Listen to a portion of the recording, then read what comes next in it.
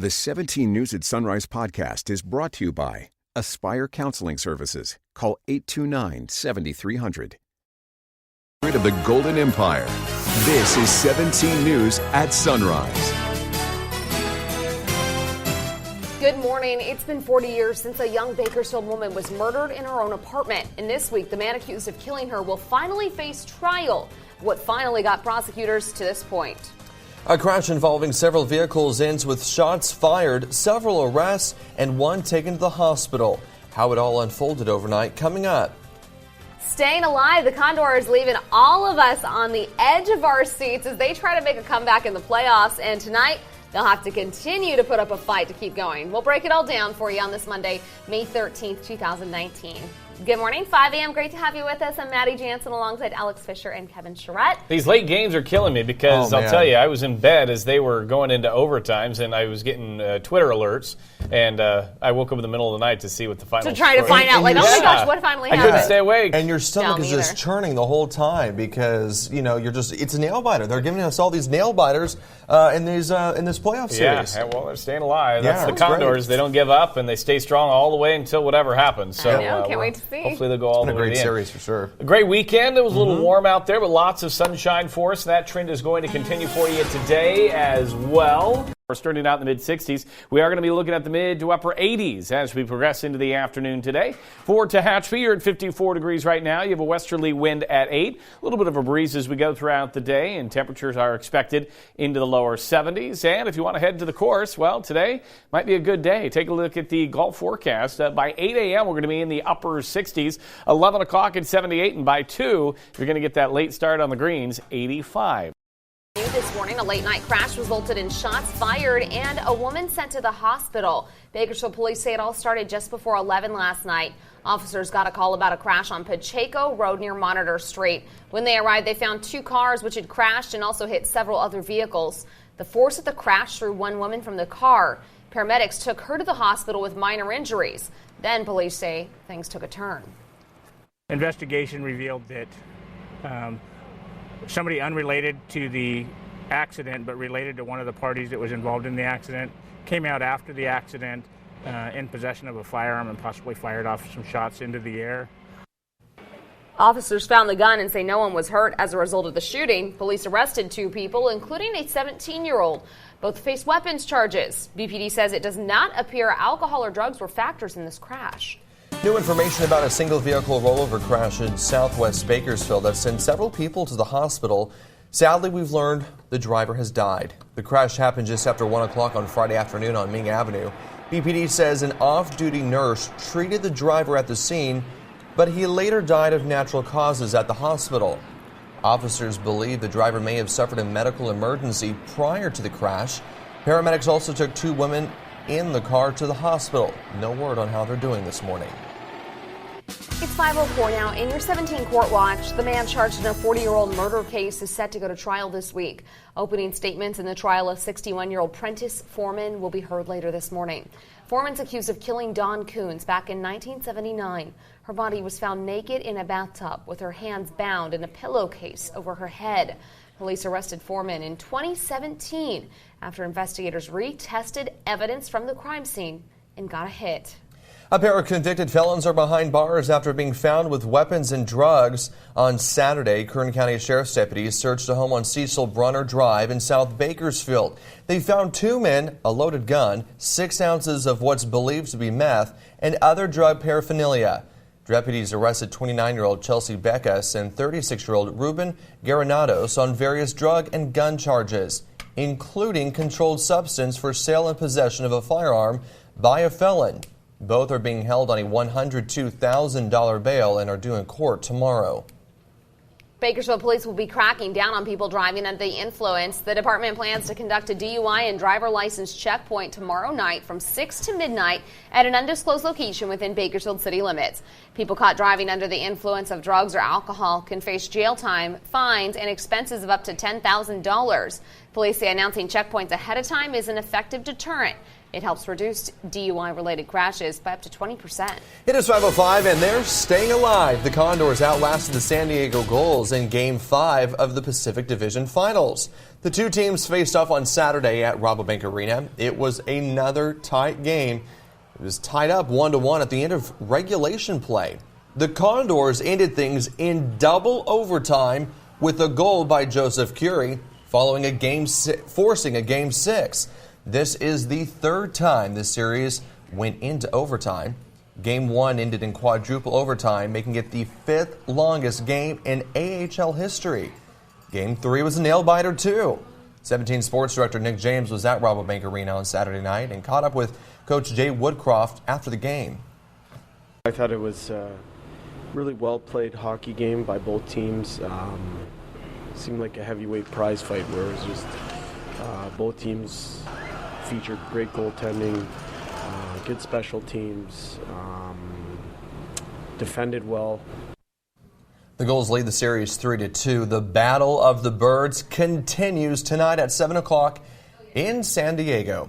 If the Condors win tonight, Game 7 will be back here in Bakersfield on Wednesday, and that will be a very exciting game. Well, can't wait to see what happens tonight.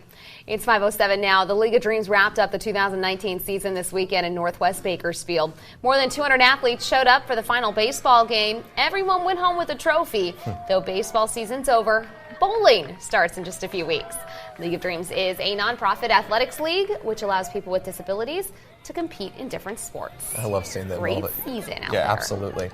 Hi, I'm Scott with Aspire. I want to personally thank Kern County for trusting Aspire with being a part of your family's recovery. At Aspire Counseling Services, we take this opportunity very seriously and would be honored for your continued support. Call us today. On this Monday morning, taking a look at your week ahead.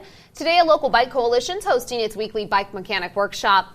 It's from 6:30 to 8 p.m. at Bike Bakersfield in downtown Bakersfield.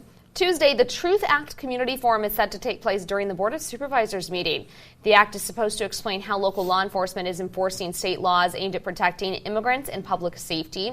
Board of Supervisors meeting always open to the public. Wednesday, Girl Scout Troop 8002 will be planting trees at Dolores S. Whitley Elementary School to help with shade and make the campus more welcoming. Thursday is Third Thursday in downtown. From 5:30 to 8:30 p.m. at Mill Creek Park, there's going to be activities for kids and adults, food and music, a lot of fun. Friday, the Bakersfield Firefighters Burn Foundation is hosting its 10th annual Send a Kid to Camp luncheon at Outback Steakhouse. That's from 11 a.m. to 2 p.m. Then Saturday, Carrie Underwood takes over Rabobank Arena. The concert starts at 7 p.m. And Sunday, animal shelters and rescue groups are coming together for Strut with a Mutt fundraiser. That's from noon to 5 at the Old Town Chapel on Niles Street. Proceeds benefit local shelters and rescues. Welcome back to your 17 Health Watch. Today is Monday, which means you may want to think about going meatless. Meatless Mondays are part of a public health initiative called the Monday Campaign. The idea is that each Monday provides a fresh start to begin new behaviors or get old habits back on track. Eating more plant-based foods and reducing meat consumption is part of the campaign. Doing so can help lower the risk of heart disease, diabetes, obesity, and cancer. It also has a positive impact on the environment. Animals raised just to eat increase the amount of greenhouse gas emissions, which cause global warming and use valuable water, land, and energy resources. Not eating meat one day a week helps reduce that impact. Adventist Health Bakersfield is helping kids get vaccinated by offering free shots this month. There are several clinics happening this week. The first is tomorrow in California City at Hacienda Elementary. Just bring your child's immunization card. Kids under 5 will be given priority. We posted a list of all of the clinics happening this month on our website, kget.com. A son in Utah showed his mom just how much he loves her, giving her the priceless gift of life. NBC's Molly Hunter shares this heartwarming Mother's Day story. The decision to save his mother's life was the easy part. I was very willing because I love my mom. But for Brandon Finlayson, convincing his mom, Gwen, was harder. It took days to get her to finally even think about the idea. Gwen had been sick for nearly 3 decades. 5 years after she was diagnosed with autoimmune hepatitis, she developed cirrhosis of the liver and was told she needed a liver transplant within 3 years. but she pushed on, refusing to seek a transplant donor. I didn't want to take a liver away from somebody else. In between hospital visits, there were weddings and family vacations with her 4 children and 21 grandchildren. But last year, doctors forced her to sign up for a transplant waiting list. At her age, they told us, they were up front and said, this is her only chance. Her children, now all grown up, came to terms with just how sick their mother really was. And her only chance was Brandon. 37 years ago, Brandon was in the NICU for days. Then, Gwen taking care of him. The fact that we were all worried about her and that she wasn't the one that could be the caregiver really bothered her. I'm not sure I have the words to describe how I feel about my son. That he would risk his life for another human being. Didn't have to be his mother. But it was his mother, and now both are recovering 3 months after their surgeries, just in time for Mother's Day. Well, I don't have to buy her a present now, right? Molly Hunter, NBC News. If you're a young adult looking for a summer job, mark your calendar. America's Job Center is hosting a Summer Youth Employment Connection Conference and Job Fair. It's happening from 8 a.m. to 12:30 p.m. next Wednesday, May 22nd at the Marriott on Truxtun Avenue. The event is for young adults ages 16 to 24. It's a new reality at the checkout counter. Stores with fewer cashiers or none at all. In New York last week, Amazon opened its 4th cashierless store. NBC's Ron Mott explores how the trend of convenience comes at a cost. It's the future of checking out, and experts say they're in to stay. I like it. It's super convenient. It's a faster way to just pay your grocery and get out of there.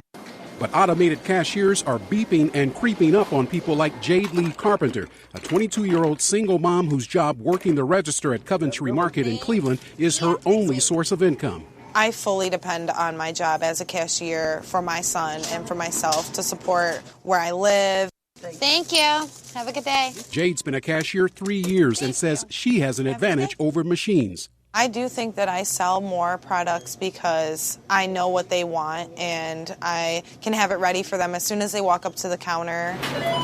Amazon has taken a very different approach with its Go stores, literally shop and leave, no interaction needed. In a statement, Amazon says, we've simply shifted how our associates spend their time so they can focus on the tasks that will make the biggest impact. There are more than 3 million cashier jobs, 74% of them held by women. But in the last 5 years alone, 50,000 jobs have gone offline, a trend expected to continue.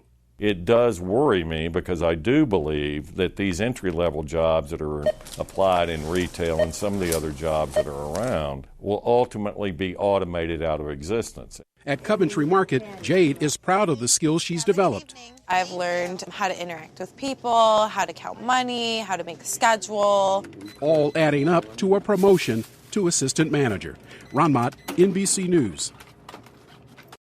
The 17 News at Sunrise podcast is brought to you by Aspire Counseling Services. Call 829-7300.